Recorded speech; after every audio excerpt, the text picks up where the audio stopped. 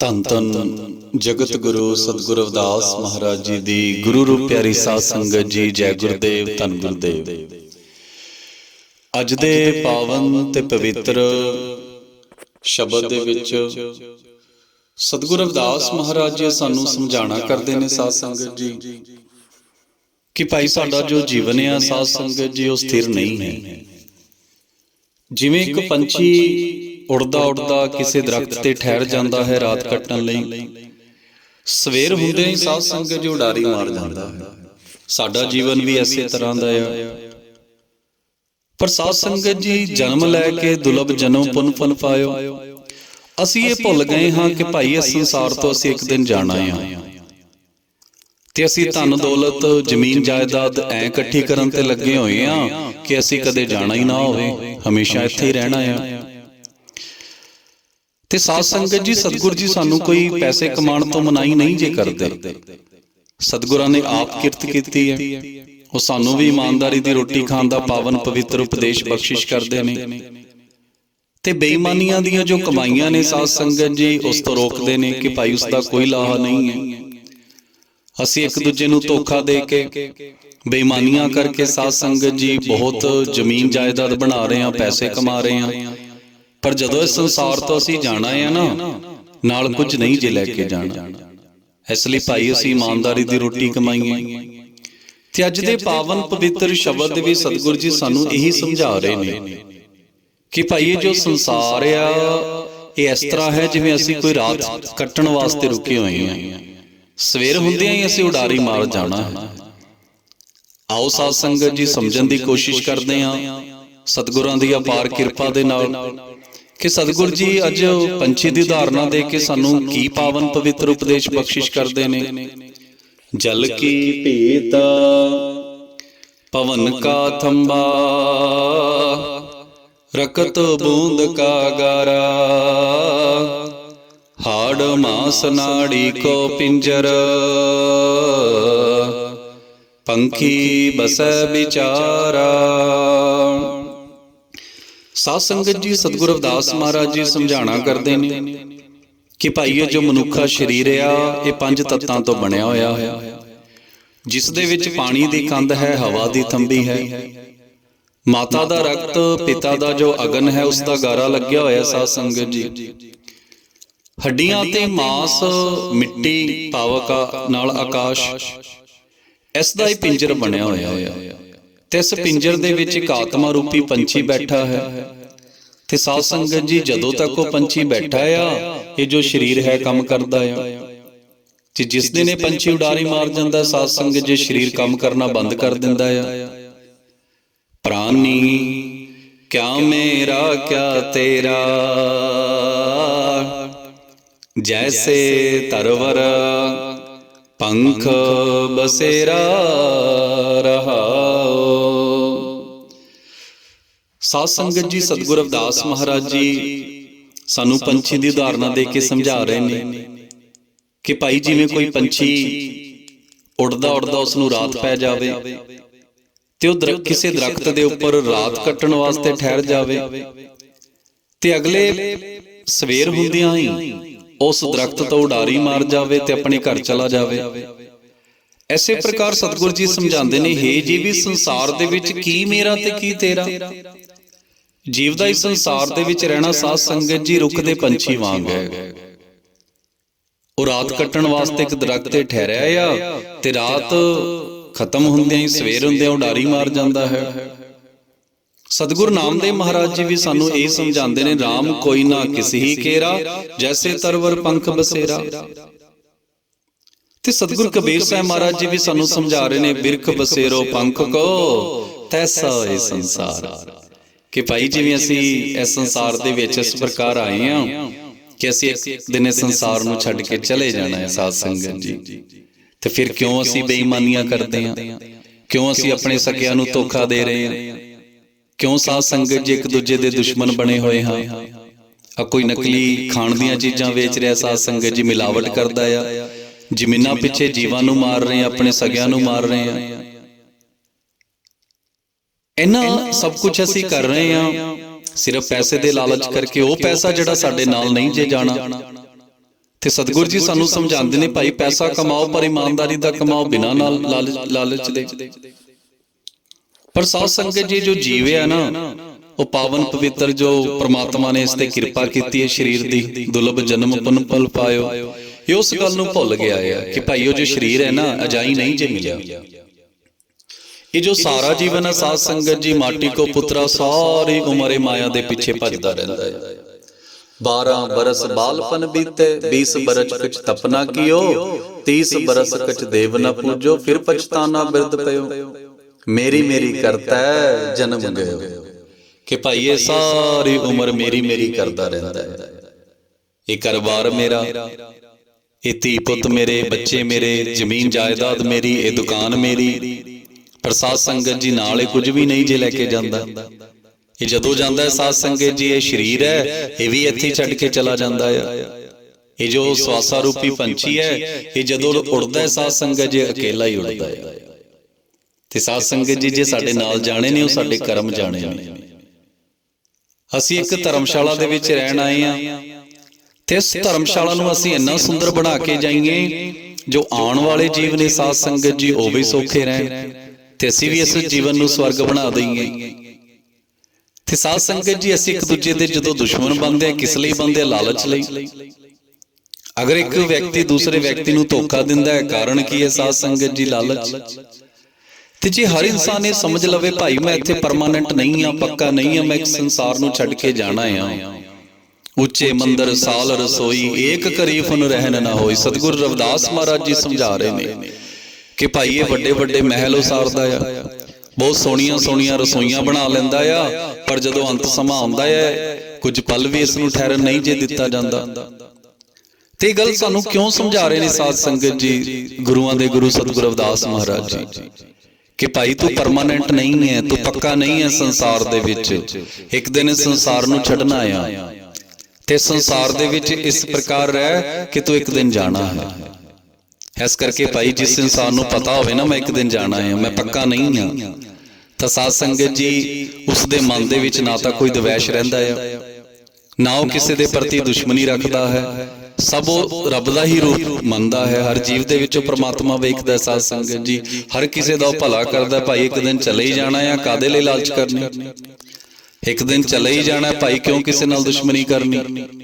ਇੱਕ ਦਿਨ ਚਲੇ ਜਾਣਾ ਸਾਧ ਸੰਗਤ ਜੀ, ਕਿਉਂ ਆਪਾਂ ਇੱਕ ਦੂਜੇ ਨੂੰ ਮਾੜਾ ਕਹੀਏ? ਤੇ ਉਹ ਵੱਧ ਤੋਂ ਵੱਧ ਪਰਉਪਕਾਰ ਕਰਨ ਦੀ ਕੋਸ਼ਿਸ਼ ਕਰਦਾ, ਜਦੋਂ ਉਸਦੇ ਮਨ ਦੇ ਵਿੱਚ ਇਹ ਹੋਵੇ ਕਿ ਭਾਈ ਇਹ ਕਿਹੜਾ ਮੈਂ ਨਾਲ ਲੈ ਕੇ ਜਾਣਾ ਹੈ। ਤੇ ਸਾਧ ਸੰਗਤ ਜੀ, ਲਾਲਚ ਉਦੋਂ ਆਉਂਦਾ ਆ ਜਦੋਂ ਅਸੀਂ ਇਸ ਸੰਸਾਰ ਨੂੰ ਸੱਚ ਕਰਕੇ ਸਮਝ ਲੈਂਦੇ ਹਾਂ। ਕਿਉਂਕਿ ਜਿਸ ਪਰਿਵਾਰ ਲਈ ਸਾਧ ਸੰਗਤ ਜੀ ਅਸੀਂ ਬੇਈਮਾਨੀਆਂ ਕਰਦੇ ਹਾਂ, ਉਹ ਪਰਿਵਾਰ ਵੀ ਸਤਿਗੁਰੂ ਜੀ ਫਰਮਾਉਂਦੇ ਭਾਈ ਨਾਲ ਨਹੀਂ ਜੇ ਜਾਂਦਾ। ਇਹ ਜੋ ਕਰਮ ਨੇ ਨਾ ਸਾਡੇ, ਅਸੀਂ ਹਿਸਾਬ ਕਿਤਾਬ ਇਕੱਲੇ ਨਹੀਂ ਦੇਣਾ ਆ। ਦੁੱਖ ਸੁੱਖ ਕਰਕੇ ਕੁਟੰਬ ਜਿਵਾਇਆ, ਮਰਦੀ ਬਾਰ ਇੱਕ ਸਰ ਦੁੱਖ ਪਾਇਆ। ਕੰਟ ਗਹਿਨ ਤਬ ਕਰਨ ਪੁਕਾਰਾ, ਕਹਿ ਕਬੀਰ ਆਗੇ ਤੇ ਨਾ ਸੰਹਾਰਾ। ਕਿ ਭਾਈ ਇਹ ਜਦੋਂ ਪਰਿਵਾਰ ਪਾਲਦਾ ਹੈ ਨਾ ਸਾਧ ਸੰਗਤ ਜੀ, ਬਹੁਤੇ ਲੋਕ ਨੇ ਜੋ ਇਮਾਨਦਾਰੀ ਨਾਲ ਪਾਲਦੇ ਨੇ, ਪਰ ਬਹੁਤੇ ਲੋਕ ਐਸੇ ਵੀ ਨੇ ਜੋ ਬੇਈਮਾਨੀਆਂ ਕਰਕੇ ਪਰਿਵਾਰ ਪਾਲਦੇ ਨੇ, ਤੇ ਕਹਿੰਦੇ ਨੇ ਭਾਈ ਪਰਿਵਾਰ ਪਾਲਣ ਵਾਸਤੇ ਸਾਨੂੰ ਇਹ ਕੁਝ ਕਰਨਾ ਪੈਂਦਾ ਹੈ। ਨਹੀਂ ਸਾਧ ਸੰਗਤ ਜੀ, ਐਸਾ ਅਸੀਂ ਕਦੇ ਵੀ ਨਹੀਂ ਕਰਨਾ, ਨਾ ਸਾਨੂੰ ਸਤਿਗੁਰਾਂ ਨੇ ਆਗਿਆ ਬਖਸ਼ੀ ਹੈ। ਸਤਿਗੁਰ ਜੀ ਤਾਂ ਸਾਨੂੰ ਇਮਾਨਦਾਰੀ ਦਾ ਜੀਵਨ ਜੀਉਣ ਦਾ ਪਾਵਨ ਪਵਿੱਤਰ ਉਪਦੇਸ਼ ਬਖਸ਼ਿਸ਼ ਕਰਦੇ ਨੇ। ਕੋਈ ਐਸਾ ਮਹਾਨ ਪੁਰਸ਼ ਨਹੀਂ ਹੈ ਜੋ ਇਸ ਗੱਲ ਨੂੰ ਸਹੀ ਕਹਿੰਦਾ ਹੋਵੇ ਕਿ ਭਾਈ ਪਰਿਵਾਰ ਪਾਲਣ ਵਾਸਤੇ ਅਸੀਂ ਕੁਝ ਵੀ ਕਰ ਸਕਦੇ ਹਾਂ। ਸਗੋਂ ਜਿੰਨੇ ਵੀ ਮਹਾਨ ਪੁਰਸ਼ ਹੋਏ ਨੇ, ਗੁਰੂ ਹੋਏ ਨੇ, ਸੰਤ ਪੀਰ ਫਕੀਰ ਹੋਏ ਨੇ ਸਾਧ ਸੰਗਤ ਜੀ, ਉਹਨਾਂ ਦਾ ਇੱਕੋ ਹੀ ਮਤ ਹੈ ਕਿ ਭਾਈ ਇਮਾਨਦਾਰੀ ਨਾਲ ਰਹੋ, ਰਲ ਮਿਲ ਕੇ ਰਹੀਏ, ਇਸ ਧਰਤੀ ਨੂੰ ਐਸਾ ਬਣਾ ਦਈਏ ਜਿਵੇਂ ਇਹ ਸਵਰਗ ਹੋਵੇ। ਤੇ ਸਾਧ ਸੰਗਤ ਜੀ, ਇੱਥੇ ਹੀ ਸਵਰਗ ਅਸੀਂ ਬਣਾਉਣਾ ਹੈ। ਤੇ ਆਉਣ ਵਾਲੇ ਜੋ ਸਾਡੇ ਬੱਚੇ ਨੇ, ਉਹ ਵੀ ਇਸ ਸਵਰਗ ਦੀ ਜ਼ਿੰਦਗੀ ਦਾ ਆਨੰਦ ਮਾਣਨ। ਇਹ ਹੁਣ ਸਾਡੇ ਹੱਥਾਂ ਦੇ ਵਿੱਚ ਸਾਧ ਸੰਗਤ ਜੀ, ਜੋ ਇਸ ਵੇਲੇ ਅਸੀਂ ਇਸ ਧਰਤੀ ਤੇ ਹਾਂ, ਕਿ ਆਉਣ ਵਾਲੇ ਬੱਚਿਆਂ ਦੇ ਵਾਸਤੇ ਅਸੀਂ ਧਰਤੀ ਨੂੰ ਸਵਰਗ ਬਣਾ ਕੇ ਜਾਂਦੇ ਹਾਂ ਕਿ ਨਰਕ ਬਣਾ ਕੇ ਜਾਂਦੇ ਹਾਂ। ਜੇ ਅਸੀਂ ਕੋਈ ਐਸੇ ਪਰਉਪਕਾਰ ਕਰਕੇ ਜਾਈਏ ਜਿਵੇਂ ਸਾਡੇ ਮਹਾਂਪੁਰਸ਼ਾਂ ਨੇ ਕੀਤੇ ਨੇ, ਸਤਿਗੁਰੂ ਰਵਿਦਾਸ ਮਹਾਰਾਜ ਜੀ ਨੇ ਜੋ ਸੰਘਰਸ਼ ਕੀਤਾ ਹੈ ਸਾਧ ਸੰਗਤ ਜੀ, ਜੀਵਾਂ ਨੂੰ ਵਹਿਮਾਂ ਭਰਮਾਂ ਅਡੰਬਰਾਂ ਪਖੰਡਾਂ ਚੋਂ, ਜਾਤਾਂ ਪਾਤਾਂ ਦੇ ਬੰਧਨਾਂ ਚੋਂ ਕੱਢਣ ਵਾਸਤੇ। ਬਾਬਾ ਸਾਹਿਬ ਡਾਕਟਰ ਭੀਮ ਰਾਓ ਅੰਬੇਦਕਰ ਜੀ ਨੇ ਜੋ ਸੰਘਰਸ਼ ਕੀਤਾ ਸਮਾਨਤਾ ਲਿਆਉਣ ਵਾਸਤੇ।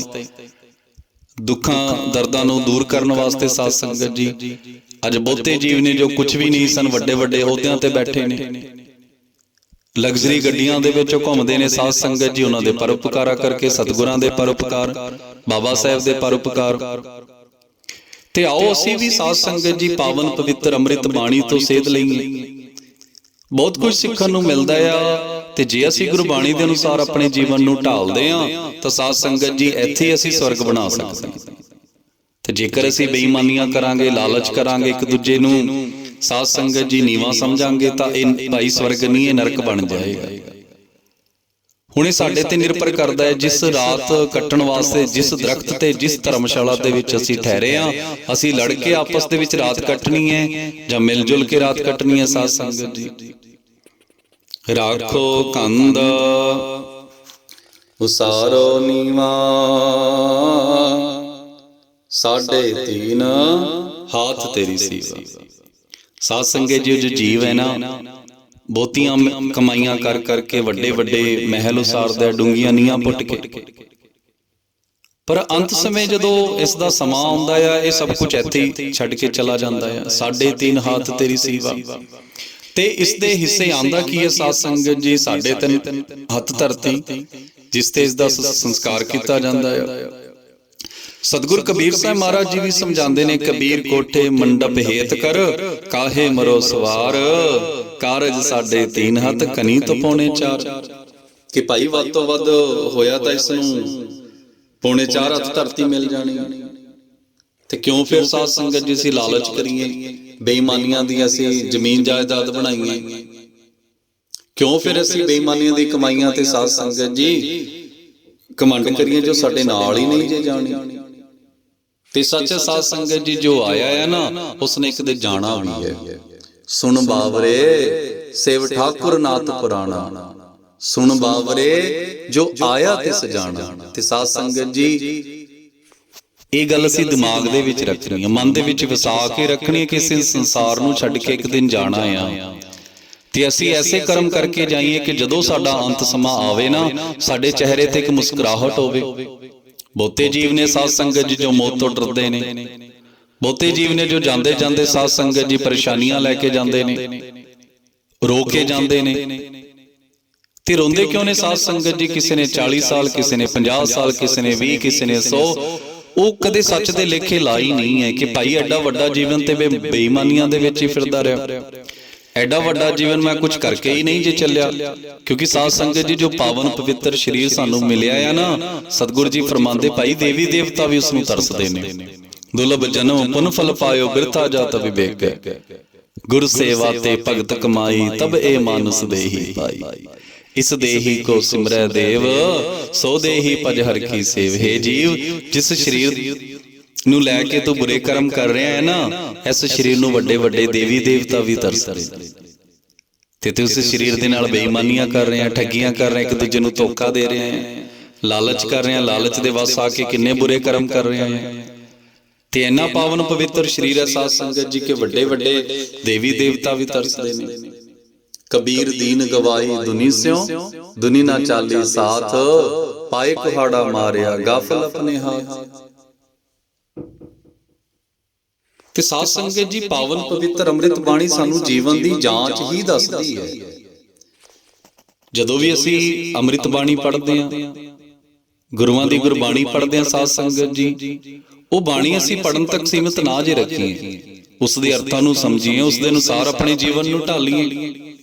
ਜਿਵੇਂ ਪਾਵਨ ਪਵਿੱਤਰ ਅੰਮ੍ਰਿਤ ਬਾਣੀ ਸਾਨੂੰ ਸਮਝਾਉਂਦੀ ਹੈ, 12 ਬਰਸ ਬਾਲਪਨ ਬੀਤੇ, 20 ਬਰਸ ਕੁਝ ਤਪਨਾ ਕੀਓ, 30 ਬਰਸ ਕੁਝ ਦੇਵ ਨਾ ਪੂਜੋ, ਫਿਰ ਪਛਤਾਨਾ ਬਿਰਧ ਪਇਓ, ਮੇਰੀ ਮੇਰੀ ਕਰਤੇ ਜਨਮ ਲਿਓ। ਤੇ ਸਾਧ ਸੰਗਤ ਜੀ ਇਹ ਸਾਰੀ ਉਮਰ ਮੈਂ ਮੇਰੀ ਦੇ ਵਿੱਚ ਅਸੀਂ ਲੰਘਾ ਦਿੰਨੇ ਆ, ਨਾ ਬਚਪਨ ਦੇ ਵਿੱਚ, ਨਾ ਜਵਾਨੀ ਦੇ ਵਿੱਚ, ਤੇ ਨਾ ਬੁਢਾਪੇ ਦੇ ਵਿੱਚ। ਤੇ ਸਾਧ ਸੰਗਤ ਜੀ ਜਦੋਂ ਅੰਤ ਸਮਾਂ ਆਉਂਦਾ ਹੈ, ਦੁੱਖਾਂ ਦਾ ਪਹਾੜ ਡਿੱਗਦਾ, ਫਿਰ ਸਾਨੂੰ ਪਰਮਾਤਮਾ ਯਾਦ ਆਉਂਦਾ ਹੈ। ਤੇ ਕਿਉਂ ਨਾ ਸਾਧ ਸੰਗਤ ਜੀ, ਤੇ ਸਤਿਗੁਰੂ ਰਵਿਦਾਸ ਮਹਾਰਾਜ ਜੀ ਤਾਂ ਸਾਨੂੰ ਕੋਈ ਔਖਾ ਕੰਮ ਦੱਸ ਹੀ ਨਹੀਂ ਜੇ ਰਹੇ। ਸਤਿਗੁਰੂ ਜੀ ਤਾਂ ਫਰਮਾਉਂਦੇ ਨੇ, ਭਾਈ ਜੀਵਨ ਸਫਲ ਕਰਨਾ ਕਿਵੇਂ ਹੈ? ਹੱਥਾਂ ਨਾਲ ਇਮਾਨਦਾਰੀ ਦੀ ਰੋਟੀ ਕਮਾ, ਜੀਵਾਂ ਨਾਲ ਪਰਮਾਤਮਾ ਦਾ ਸਿਮਰਨ ਕਰ।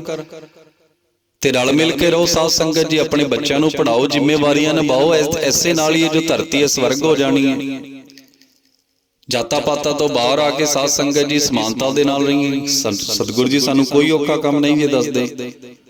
ਜੀਵਾ ਸੋ ਓੰਕਾਰ ਜਪ, ਹੱਥਨ ਸੋ ਕਰਕਾਰ, ਰਾਮ ਮਿਲੈ ਘਰ ਆਏ ਕਰ, ਕਹਿ ਰਵਿਦਾਸ ਵਿਚਾਰ। ਕਿ ਭਾਈ ਹੱਥਾਂ ਨਾਲ ਕਿਰਤ ਕਰ, ਇਮਾਨਦਾਰੀ ਦੀ ਰੋਟੀ ਕਮਾ, ਰਲ ਮਿਲ ਕੇ ਰਹਿ, ਆਪਣੀ ਜ਼ਿੰਮੇਵਾਰੀਆਂ ਨਿਭਾ, ਬੱਚਿਆਂ ਨੂੰ ਕਾਮਯਾਬ ਕਰ।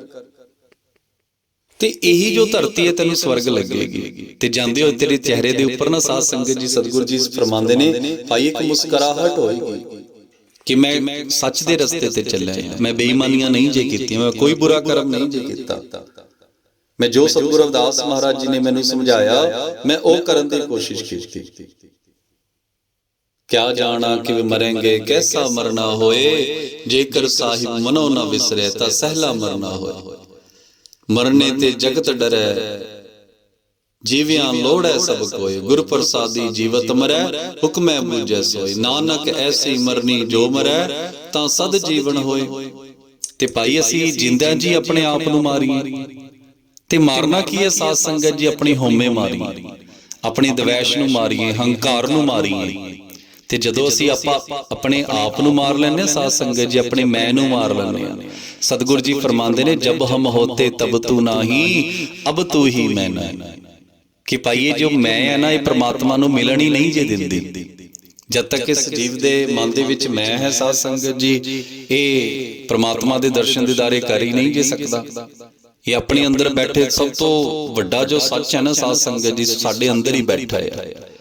ਸਾਨੂੰ ਪਤਾ ਨਹੀਂ ਜੇ ਲੱਗਦਾ ਜਦ ਤੱਕ ਹੰਕਾਰ ਹੈ। ਤੇ ਸਤਿਗੁਰੂ ਜੀ ਫਰਮਾਉਂਦੇ ਨੇ, ਜਬ ਹਮ ਹੋਤੇ ਤਬ ਤੂ ਨਾਹੀ, ਅਬ ਤੂ ਹੀ ਮੈਂ ਨਾਹੀ। ਤੇ ਜਦੋਂ ਇਹ ਹੰਕਾਰ ਖਤਮ ਕਰ ਲੈਂਦਾ ਸਾਧ ਸੰਗਤ ਜੀ, ਫਿਰ ਇਸ ਦੇ ਮਨ ਦੇ ਵਿੱਚ ਉਹ ਪਰਮ ਪਿਤਾ ਪਰਮਾਤਮਾ ਜੋ ਇਸ ਦੇ ਅੰਦਰ ਬੈਠਾ ਆ, ਉਸ ਦਾ ਚਾਨਣ ਹੋ ਜਾਂਦਾ ਹੈ। ਨਾਮ ਤੇਰੇ ਕੀ ਜੋਤ ਲਗਾਈ, ਪਇਓ ਉਜਿਆਰੋ ਪਵਨ ਸਗਲਾਰੇ। ਕਿ ਭਾਈ ਜਦੋਂ ਗੁਰੂ ਦੀ ਜੋਤ ਜਗਦੀ ਨਾ, ਗਿਆਨ ਦੀ ਜੋਤ, ਸਤਿਗੁਰੂ ਜੀ ਕੋਈ ਸੰਸਾਰਿਕ ਜੋਤਾਂ ਦੀ ਗੱਲ ਨਹੀਂ ਜੇ ਕਰਦੇ। ਜਦੋਂ ਸਾਡੇ ਅੰਦਰ ਗਿਆਨ ਦੀ ਜੋਤ ਜਗਦੀ ਹੈ ਤਾਂ ਜਨਮਾਂ ਜਨਮਾਂਤਰਾਂ ਦਾ ਜੋ ਹਨੇਰਾ ਹੈ ਨਾ ਸਾਧ ਸੰਗਤ ਜੀ, ਦੂਰ ਹੋ ਜਾਂਦਾ ਹੈ। ਤੇ ਅੱਜ ਪਾਵਨ ਪਵਿੱਤਰ ਸ਼ਬਦ ਦੇ ਵਿੱਚ ਧੰਨ ਧੰਨ ਜਗਤ ਗੁਰੂ ਸਤਿਗੁਰੂ ਰਵਿਦਾਸ ਮਹਾਰਾਜ ਜੀ ਸਾਨੂੰ ਇਹ ਸਮਝਾ ਰਹੇ ਨੇ ਕਿ ਭਾਈ ਇਸ ਜੀਵਨ ਨੂੰ ਸੱਚ ਕਰਕੇ ਜਾਣ। ਇਹ ਬੜਾ ਵਡਮੁੱਲਾ ਜੀਵਨ ਹੈ। ਇਹ ਸੰਸਾਰ ਝੂਠ ਹੈ ਸਾਧ ਸੰਗਤ ਜੀ, ਸਭ ਨੇ ਛੱਡ ਕੇ ਜਾਣਾ ਹੈ। ਫਿਰ ਬਾਰ-ਬਾਰ ਬੇਨਤੀਆਂ ਹੱਥ ਜੋੜ ਕੇ ਕਿ ਸਾਧ ਸੰਗਤ ਜੀ ਗੁਰੂਆਂ ਦੀ ਗੁਰਬਾਣੀ ਨੂੰ ਪੜ੍ਹੀਏ, ਉਸ ਨੂੰ ਮੰਨੀਏ ਵੀ, ਕਿ ਜਦੋਂ ਅਸੀਂ ਇਸ ਸੰਸਾਰ ਤੋਂ ਜਾਈਏ ਸਾਡੇ ਚਿਹਰੇ ਤੇ ਇੱਕ ਮੁਸਕਰਾਹਟ ਹੋਵੇ, ਸਾਡੇ ਅੰਦਰ ਸਕੂਨ ਹੋਵੇ ਕਿ ਭਾਈ ਮੈਂ ਕੁਝ ਖੱਟ ਕੇ ਚੱਲਿਆ ਹਾਂ। ਕੋ ਬਨਜਾਰੋ ਰਾਮ ਕੋ, ਮੇਰਾ ਟਾਂਡਾ ਲਾ ਦਿਆ ਜਾਏ। ਹੋ ਬਨਜਾਰੋ ਰਾਮ ਕੋ, ਸਹਿਜ ਕਰੋ ਵਪਾਰ, ਮੈਂ ਰਾਮ ਨਾਮ ਤਨ ਲਾ ਦਿਆ, ਬਿਖਲਾ ਦੀ ਸੰਸਾਰ। ਸਤਿਗੁਰੂ ਜੀ ਹੋਕਾ ਦੇ ਰਹੇ ਨੇ ਸੱਚ ਦਾ। ਤੇ ਅੱਜ ਪਾਵਨ ਪਵਿੱਤਰ ਅੰਮ੍ਰਿਤ ਬਾਣੀ ਦੇ ਵਿੱਚ ਬੈਠੇ ਸਾਨੂੰ ਹੋਕਾ ਦੇ ਰਹੇ ਨੇ ਕਿ ਭਾਈ ਹੈ ਕੋਈ ਸੱਚ ਦੇ ਨਾਮ ਦਾ ਵਪਾਰੀ, ਮੇਰੇ ਨਾਲ ਆ ਕੇ ਸੱਚ ਦਾ ਵਪਾਰ ਕਰੇ, ਆਪਣੇ ਜੀਵਨ ਨੂੰ ਸਫਲ ਕਰੇ। ਤੇ ਆਓ ਸਾਧ ਸੰਗਤ ਜੀ, ਵਡਕਰਮਾਂ ਵਾਲਿਆਂ ਕੇ ਗੁਰੂਆਂ ਦੇ ਗੁਰੂ ਧੰਨ ਧੰਨ ਜਗਤ ਗੁਰੂ ਸਤਿਗੁਰੂ ਰਵਿਦਾਸ ਮਹਾਰਾਜ ਜੀ ਵਰਗੇ ਗੁਰੂ ਸਾਨੂੰ ਮਿਲੇ ਨੇ। ਇੰਨੇ ਮਹਾਨ ਗੁਰੂ ਕਿ ਗ੍ਰੰਥਾਂ ਦੇ ਵਿੱਚ ਵੀ ਜਿਨ੍ਹਾਂ ਦੇ ਨਾਮ ਅੱਗੇ ਸ਼੍ਰੀ ਤੇ ਪਿੱਛੇ ਜੀ ਲਿਖਿਆ ਹੋਇਆ ਹੈ, ਇੰਨਾ ਮਾਣ ਸਤਿਕਾਰ। 52 ਰਾਜੇ ਜੋ ਸਮੇਂ ਦੇ ਰਾਜੇ ਰਾਣੀਆਂ ਸਨ ਸਾਧ ਸੰਗਤ ਜੀ, ਗੁਰੂਆਂ ਨੂੰ ਗੁਰੂ ਧਾਰਨ ਕੀਤਾ। ਦੇਸ਼ਾਂ ਵਿਦੇਸ਼ਾਂ ਦੇ ਵੀ ਸਤਿਗੁਰਾਂ ਨੇ ਜੀਵਾਂ ਨੂੰ ਪਾਵਨ ਪਵਿੱਤਰ ਅੰਮ੍ਰਿਤ ਬਾਣੀ ਨਾਲ ਜੋੜਿਆ ਸਾਧ ਸੰਗਤ ਜੀ, ਉਸ ਪਰਮਾਤਮਾ ਨਾਲ ਜੋੜਿਆ, ਸੱਚ ਨਾਲ ਜੋੜਿਆ, ਸੱਚ ਦਾ ਸੌਦਾ ਕੀਤਾ ਹੈ। ਤੇ ਇਸੇ ਲਈ ਸਤਿਗੁਰਾਂ ਨੇ ਸਾਨੂੰ ਸਮਝਾਇਆ ਹੈ, ਕਹੋ ਰਵਿਦਾਸ ਸਭੇ ਜਗ ਲੁੱਟਿਆ, ਹਮ ਤੋਂ ਏਕ ਰਾਮ ਕਹਿ ਛੁੱਟਿਆ। ਕਿ ਭਾਈ ਅਗਿਆਨਤਾ ਕਰਕੇ ਜੋ ਸਾਰਾ ਸੰਸਾਰ ਹੈ ਨਾ ਸਾਧ ਸੰਗਤ ਜੀ, ਉਹ ਲੁੱਟਿਆ ਜਾ ਰਿਹਾ। ਬਚਦਾ ਕੌਣ ਹੈ? ਜੋ ਆਪਣੇ ਅੰਦਰ ਬੈਠੇ ਇੱਕ ਪ੍ਰਮਾਤਮਾ ਨਾਲ, ਸਭ ਤੋਂ ਵੱਡੇ ਸੱਚ ਨਾਲ ਜੁੜ ਜਾਂਦਾ ਹੈ। ਬੰਕੇ ਬਾਲ ਭਾਗ ਸਿਰ ਢੇਰੀ, ਏ ਤਨ ਹੋਏਗੋ ਭਸਮ ਕੀ ਢੇਰੀ। ਅੱਗੇ ਸਤਿਗੁਰੂ ਰਵਿਦਾਸ ਮਹਾਰਾਜ ਜੀ ਸਮਝਾਉਂਦੇ ਨੇ ਕਿ ਭਾਈ ਇਹ ਜੀਵ ਪਰਮਾਤਮਾ ਨੂੰ ਭੁੱਲ ਕੇ ਕੁਰਾਹੇ ਪੈ ਜਾਂਦਾ ਹੈ। ਇਹ ਆਪਣੇ ਸਰੀਰ ਦਾ ਬੜਾ ਖਿਆਲ ਰੱਖਦਾ ਸਾਧ ਸੰਗਤ ਜੀ, ਸੋਹਣੇ ਸੋਹਣੇ ਵਾਲ ਸਵਾਰਦਾ ਆ, ਸਿਰ ਉੱਤੇ ਟੇਢੀ ਪੱਗ ਬੰਨ੍ਹਦਾ ਆ, ਪਰ ਜਿਸ ਸਰੀਰ ਤੇ ਇਹ ਮਾਣ ਹੰਕਾਰ ਕਰਦਾ ਆ, ਇਸ ਨੂੰ ਸਵਾਰਦਾ ਰਹਿੰਦਾ ਆ, ਇਹ ਇੱਕ ਦਿਨ ਮਿੱਟੀ ਹੋ ਜਾਣਾ ਸਾਧ ਸੰਗਤ ਜੀ।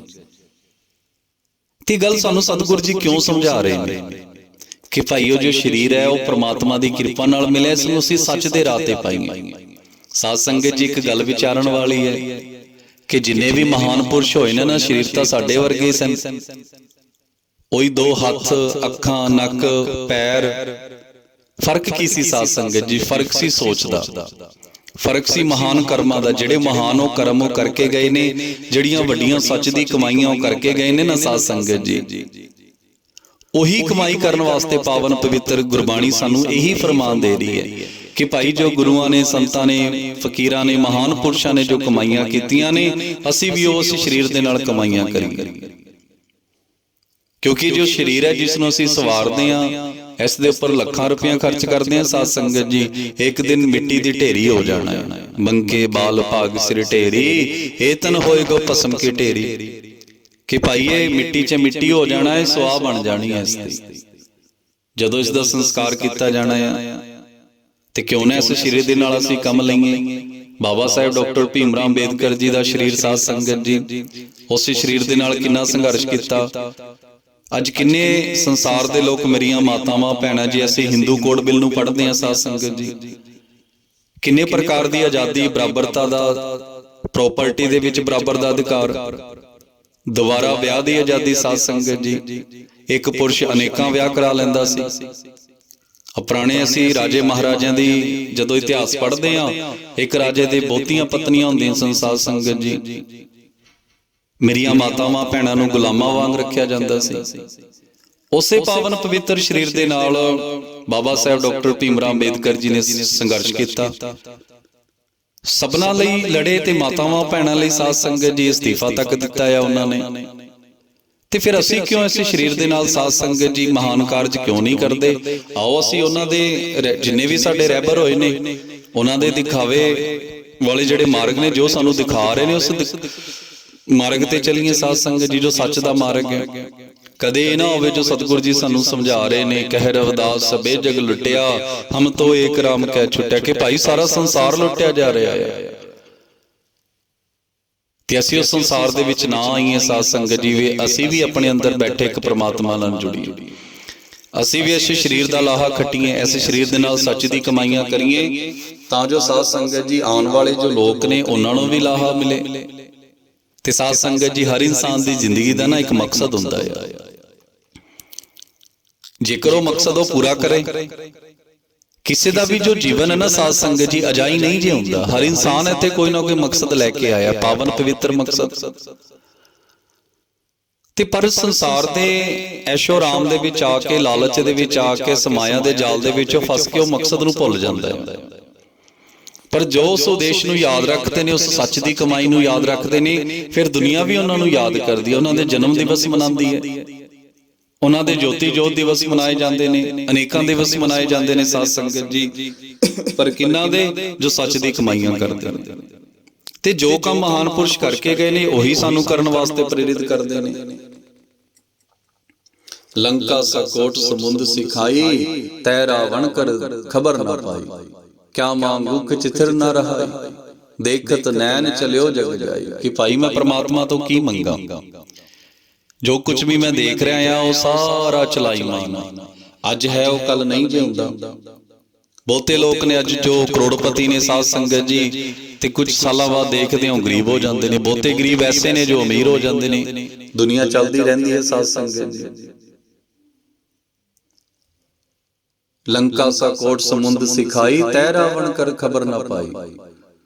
ਤੇ ਸਾਧ ਸੰਗਤ ਜੀ ਅੱਗੇ ਪਾਵਨ ਪਵਿੱਤਰ ਗੁਰਬਾਣੀ ਦਾ ਫਰਮਾਨ ਹੈ, 1 ਲੱਖ ਪੂਤ ਸਵਾ ਲੱਖ ਨਾਤੀ, ਤੈ ਰਾਵਣ ਕਰ ਦਿਆ ਨਾ ਬਾਤੀ। ਚੰਦ ਸੂਰਜ ਜਾ ਕੇ ਤਪਤ ਰਸੋਈ, ਬਸੰਤਰ ਜਾ ਕੇ ਕਪਰੈ ਧੋਈ। ਗੁਰਮਤਿ ਰਾਮੈ ਨਾਮ ਬਸਾਈ, ਅਸਥਿਰ ਰਹਿ ਨ ਕਤਹੂ ਜਾਈ। ਕਹਿਤ ਕਬੀਰ ਸੁਨੋਰੇ ਲੋਈ, ਰਾਮ ਨਾਮ ਬਿਨ ਮੁਕਤ ਨਾ ਹੋਈ। ਕਿ ਭਾਈ ਰਾਵਣ ਕਿੱਡਾ ਵੱਡਾ ਵਿਦਵਾਨ ਸੀ, ਤੇ ਅੱਜ ਉਸਦੇ ਘਰ ਦੀ ਕੋਈ ਖਬਰ ਹੀ ਨਹੀਂ ਹੈ ਸਾਧ ਸੰਗਤ ਜੀ। ਐਡਾ ਵੱਡਾ ਵਿਗਿਆਨੀ, ਐਡਾ ਵੱਡਾ ਵਿਦਵਾਨ ਸਾਧ ਸੰਗਤ ਜੀ, ਕਿ ਜਿਸਨੇ ਜੈਸੀ ਇਤਿਹਾਸ ਤੇ ਨਿਗਾਹ ਮਾਰੀ ਹੈ, ਚੰਦ ਸੂਰਜ ਜਾ ਕੇ ਤਪਤ ਰਸੋਈ। ਕਿ ਭਾਈ ਹੋ ਸਕਦਾ ਉਸਨੇ ਜੋ ਸੋਲਰ ਸਿਸਟਮ ਬਣਾ ਲਿਆ ਹੋਵੇ, ਸੂਰਜ ਦੇ ਨਾਲ ਰਸੋਈ ਦੇ ਵਿੱਚ ਸਾਧ ਸੰਗਤ ਜੀ ਉਹ ਪਕਵਾਨ ਬਣਾਉਂਦਾ ਹੋਵੇ, ਚੰਦਰਮਾ ਦੇ ਨਾਲ ਆਪਣੇ ਘਰ ਦੇ ਵਿੱਚ ਰੋਸ਼ਨੀ ਕਰਦਾ ਹੋਵੇ ਸਾਧ ਸੰਗਤ ਜੀ, ਐਸਾ ਮਹਾਨ ਵਿਦਵਾਨ ਦੱਸਿਆ ਜਾਂਦਾ ਹੈ। ਤੇ ਅੱਜ ਉਸ ਦੇ ਘਰ ਦੇ ਵਿੱਚ ਸਾਧ ਸੰਗਤ ਜੀ ਕੋਈ ਨਾ ਦੀਆ ਹੈ ਨਾ ਬਾਤੀ ਹੈ, ਉਸ ਦਾ ਪਤਾ ਹੀ ਨਹੀਂ ਹੈ।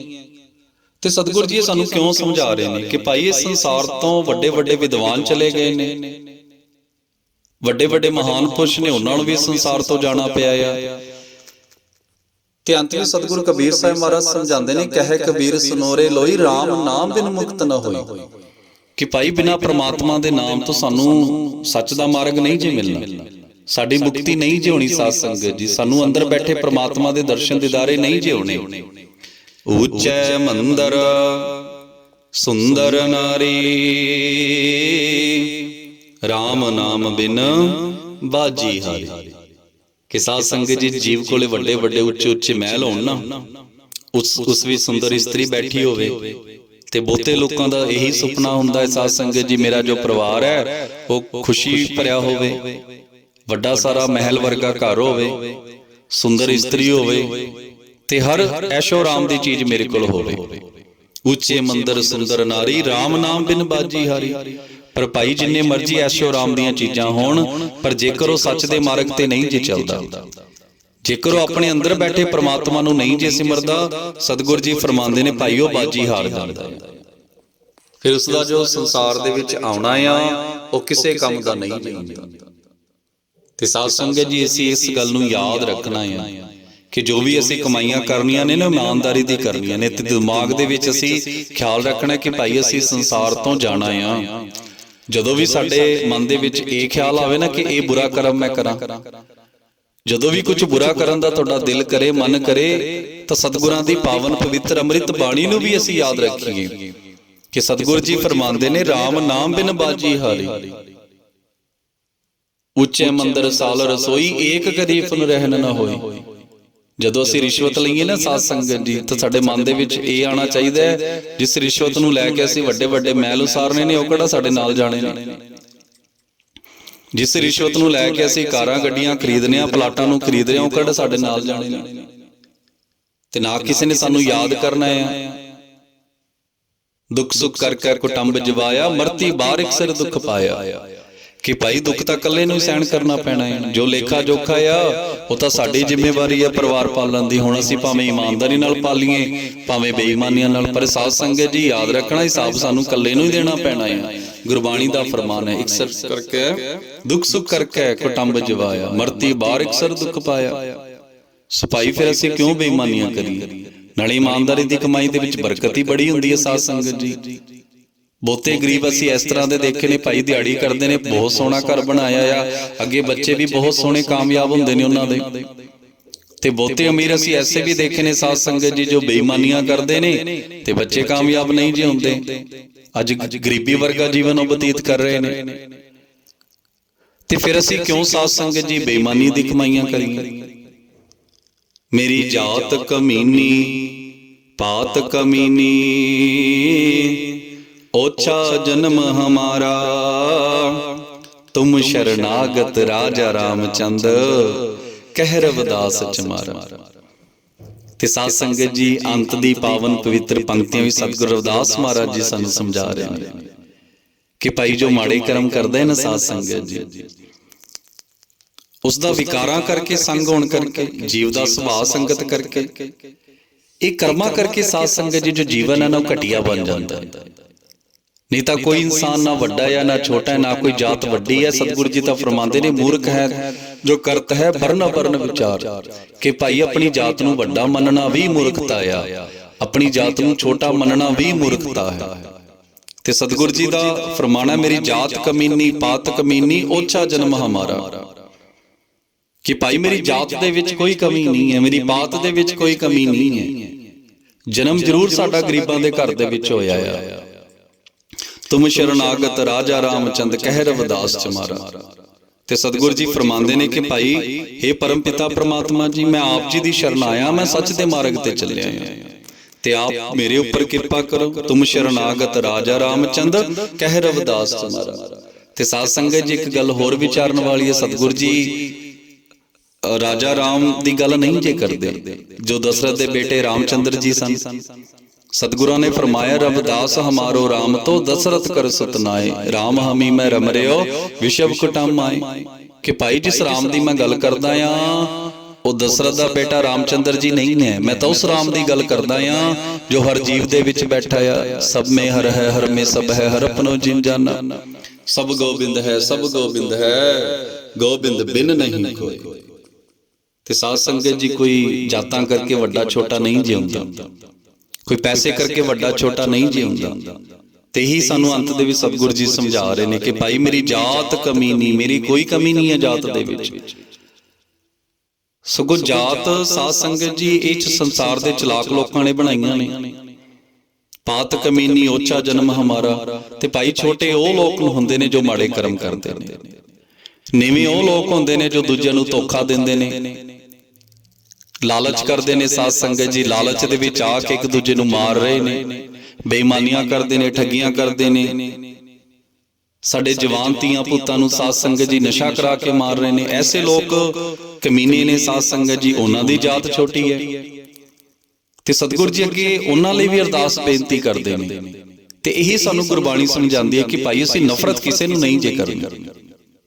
ਠੀਕ ਹੈ, ਉਹ ਆਪਣੀ ਕਰਮਾਂ ਕਰਕੇ ਉਸਨੇ ਆਪਣੀ ਜਾਤ ਨੂੰ, ਆਪਣੀ ਪਾਤ ਨੂੰ ਨੀਵਾਂ ਬਣਾ ਲਿਆ ਆ।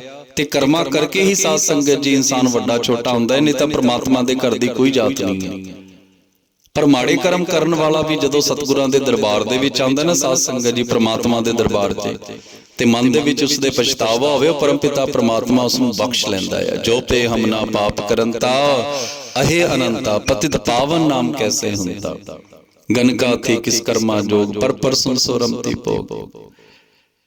ਕਿ ਭਾਈਓ ਪਰਮਪਿਤਾ ਪ੍ਰਮਾਤਮਾ ਜਦੋਂ ਦੇਖਦਾ ਹੈ ਨਾ ਆਪਣੇ ਬੱਚਿਆਂ ਨੂੰ ਕਿ ਮੇਰਾ ਜੋ ਬੱਚਾ ਆ ਮੇਰੇ ਦਰਬਾਰ ਤੇ ਸੱਚੇ ਮਨ ਦੇ ਨਾਲ ਆਇਆ ਹੈ, ਇਹ ਗਲਤੀ ਨਾਲ ਇਸਨੇ ਬੜੇ ਪਾਪ ਕੀਤੇ ਨੇ, ਪਰ ਸਾਧ ਸੰਗਤ ਜੀ ਪਛਤਾਵਾ ਹੋਵੇ ਸੱਚਾ, ਕਿਉਂਕਿ ਸਤਿਗੁਰਾਂ ਦੇ ਦਰਬਾਰ 'ਚ ਚੁਸਤ ਚਲਾਕੀਆਂ ਨਹੀਂ ਜੇ ਚੱਲਦੀਆਂ, ਉਹ ਵੱਡੇ ਵੱਡੇ ਪਾਪੀਆਂ ਨੂੰ ਤਾਰ ਦਿੰਦਾ ਹੈ। ਤੇ ਸਾਧ ਸੰਗਤ ਜੀ ਬਾਰ-ਬਾਰ ਬੇਨਤੀ ਹੈ ਕਿ ਭਾਈ ਨਾ ਆਪਣੀ ਜਾਤ ਨੂੰ ਵੱਡਾ ਕਹਿਣਾ ਹੈ, ਨਾ ਛੋਟਾ ਕਹਿਣਾ ਹੈ, ਦੋਨੇ ਹੀ ਮੂਰਖਤਾ ਨੇ। ਮੂਰਖ ਹੈ ਜੋ ਕਰਤ ਹੈ ਬਰਨ ਅਬਰਨ ਵਿਚਾਰੇ। ਸਤਿਗੁਰਾਂ ਦਾ ਫਰਮਾਨ ਹੈ, ਭਾਈ ਆਪਣੀ ਜਾਤ ਨੂੰ ਨਾ ਵੱਡਾ ਸਮਝੋ ਨਾ ਛੋਟਾ ਸਮਝੋ, ਅਸੀਂ ਸਭ ਪ੍ਰਮਾਤਮਾ ਦੇ ਬੱਚੇ ਹਾਂ। ਸਭ ਗੋਬਿੰਦ ਹੈ, ਸਭ ਗੋਬਿੰਦ ਹੈ, ਗੋਬਿੰਦ ਬਿਨ ਨਹੀਂ ਕੋਈ। ਤੋਹੀ ਮੋਹੀ ਮੋਹੀ ਤੋਹੀ ਅੰਤਰ ਕੈਸਾ। ਸਤਿਗੁਰੂ ਜੀ ਸਮਝਾਉਂਦੇ ਨੇ ਭਾਈ ਤੇਰੇ ਵਿੱਚ ਪ੍ਰਮਾਤਮਾ ਦੇ ਵਿੱਚ ਕੋਈ ਭੇਦ ਨਹੀਂ ਹੈ, ਹਰ ਜੀਵ ਮਨ ਤੂੰ ਜੋਤ ਸਰੂਪ ਹੈ, ਆਪਣਾ ਮੂਲ ਪਛਾਣ। ਅਸੀਂ ਸਭ ਉਸ ਪਰਮਪਿਤਾ ਪ੍ਰਮਾਤਮਾ ਦੇ ਬੱਚੇ ਹਾਂ। ਤੇ ਸਾਧ ਸੰਗਤ ਜੀ, ਜੇ ਅਸੀਂ ਇਹ ਸੋਚ ਲਈਏ ਵੀ ਹਰ ਜੀਵ ਪ੍ਰਮਾਤਮਾ ਦਾ ਬੱਚਾ ਆ, ਤੇ ਫਿਰ ਅਸੀਂ ਇੱਕ ਦੂਜੇ ਨੂੰ ਧੋਖਾ ਨਹੀਂ ਜੇ ਦੇਵਾਂਗੇ।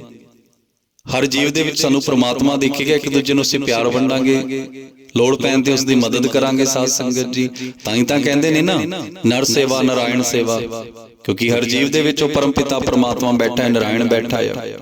ਸਭ ਗੋਬਿੰਦ ਹੈ, ਸਭ ਗੋਬਿੰਦ ਹੈ, ਗੋਬਿੰਦ ਬਿਨ ਨਹੀਂ ਕੋਈ। ਸਵਾਓ ਸਾਧ ਸੰਗਤ ਜੀ, ਮਾੜੇ ਕਰਮਾਂ ਤੋਂ ਬਚੀਏ, ਵਹਿਮਾਂ ਭਰਮਾਂ ਅਡੰਬਰਾਂ ਪਖੰਡਾਂ ਤੋਂ ਬਚੀਏ, ਤੇ ਸੰਸਾਰ ਨੂੰ ਨਾ ਅਸੀਂ ਇੱਕ ਧਰਮਸ਼ਾਲਾ ਵਾਂਗੂ ਹੀ ਬਣਾ ਕੇ ਰੱਖੀਏ, ਤੇ ਅਸੀਂ ਇਹਨੂੰ ਇੰਨਾ ਸੋਹਣਾ ਬਣਾ ਕੇ ਜਾਈਏ ਸਾਧ ਸੰਗਤ ਜੀ, ਸਾਡੇ ਲਈ ਵੀ ਇਹ ਸਵਰਗ ਬਣ ਕੇ ਰਵੇ।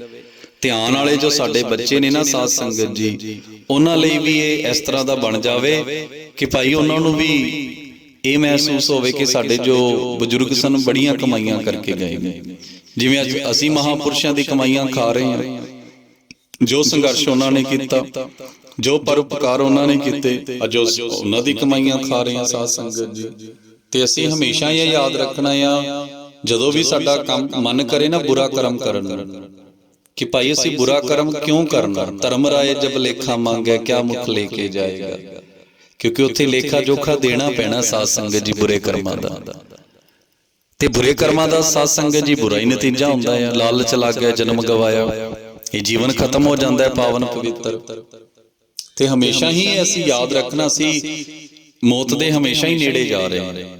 ਤੇ ਜੇਕਰ ਅਸੀਂ ਇਸ ਨੂੰ ਯਾਦ ਰੱਖਾਂਗੇ, ਸਾਡੇ ਤੋਂ ਕੋਈ ਬੁਰਾ ਕਰਮ ਨਹੀਂ ਜਿਉਣਾ। ਜੋ ਕਰਮ ਕਰਾਂਗੇ ਸਾਧ ਸੰਗਤ ਜੀ ਸੱਚ ਦੇ ਲਈ ਹੀ ਕਰਾਂਗੇ। ਇਸ ਸੰਸਾਰ 'ਚ ਬੱਚੇ ਵੀ ਜਾ ਰਹੇ ਨੇ, ਜਵਾਨ ਵੀ ਜਾ ਰਹੇ ਨੇ, ਬਜ਼ੁਰਗ ਵੀ ਜਾ ਰਹੇ ਨੇ। ਕਈ ਬਜ਼ੁਰਗ ਸਾਧ ਸੰਗਤ ਜੀ ਇੰਨੇ ਬਿਮਾਰ ਨੇ ਭਾਈ, ਪਏ ਪਏ ਮੌਤ ਮੰਗਦੇ ਨੇ, ਆਂਦੀ ਨਹੀਂ ਹੈ। ਤੇ ਕਈ ਆਪਣੀ ਜ਼ਿੰਮੇਵਾਰੀਆਂ ਛੱਡ ਕੇ ਜੋ ਜਵਾਨ ਨੇ ਉਹ ਤੁਰ ਜਾਂਦੇ ਨੇ ਸਾਧ ਸੰਗਤ ਜੀ। ਪ੍ਰਮਾਤਮਾ ਦੇ ਘਰ ਦਾ ਕੋਈ ਪਤਾ ਨਹੀਂ ਹੈ, ਇਸ ਲਈ ਗੁਰਬਾਣੀ ਦਾ ਫਰਮਾਨ ਹੈ, ਜਨਨੀ ਜਾਣਨ ਸੁਤ ਬੜਾ ਹੋਤ ਹੈ, ਇਤਨਾ ਕੋ ਨਾ ਜਾਣੈ ਜੇ ਦਿਨ ਦਿਨ ਅਵਧ ਘਟ ਹੈ। ਸਾਧ ਸੰਗਤ ਜੀ, ਮਾਂ ਹੈ ਨਾ ਜੋ ਮਾਂ, ਉਹ ਆਪਣੇ ਬੱਚੇ ਨੂੰ ਬੜਾ ਲਾਡ ਕਰਦੀ ਹੈ। ਜਦੋਂ ਬੱਚਾ ਵੱਡਾ ਹੁੰਦਾ ਆ, ਗੋਡਿਆਂ ਭਾਰ ਚੱਲਦਾ ਹੈ, ਫਿਰ ਉਂਗਲ ਪਕੜ ਕੇ ਚੱਲਦਾ, ਮਾਂ ਬੜੀ ਖੁਸ਼ ਹੁੰਦੀ ਹੈ ਕਿ ਮੇਰਾ ਜੋ ਬੱਚਾ ਆ ਉਹ ਵੱਡਾ ਹੋ ਰਿਹਾ।